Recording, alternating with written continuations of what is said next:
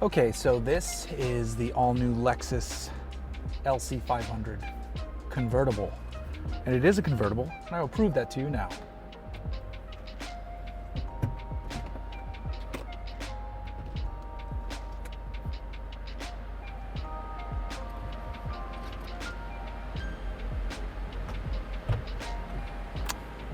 The air conditioning just went more aggressive when I put the top down. That's very interesting.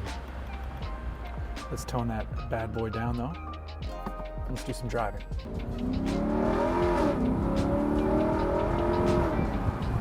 Oh, we're gonna go windows up just to be safe.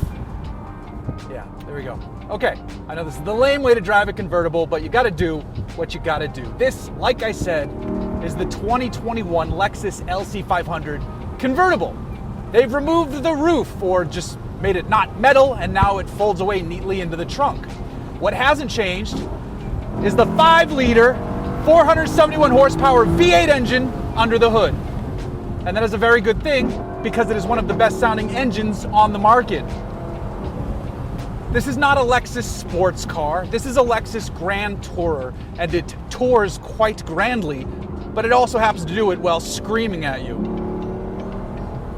It's more of a guttural growl. This is basically a Japanese convertible Corvette that's a bit softer, much more luxurious. And obviously that thing's gone mid-engine, but forget that. Let's stop at C7 for a moment. It drives basically the same as the coupe though. Lexus reinforced the chassis to make sure it doesn't turn into a wet piece of spaghetti once the top is cut off. So don't worry there if you were thinking about spending $102,000 to buy one of these. This is basically a Japanese SL500. That's what it is. This is a Mercedes SL500 done by Lexus, and they've done it well.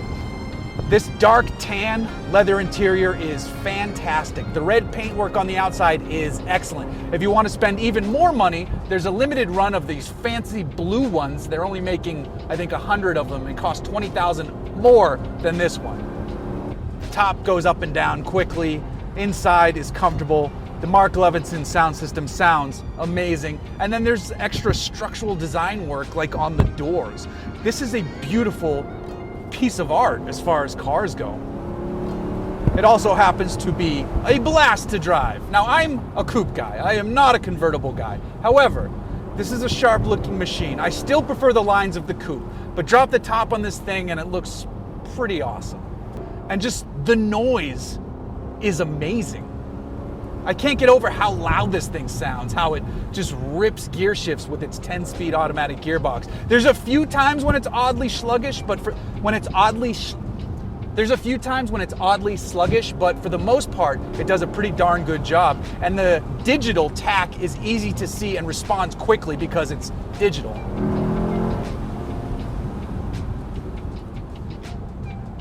The wheels are massive, almost concept car big for a car like this, 21-inch units, wrapped in Michelin Pilot Sport tires, so there's grip there.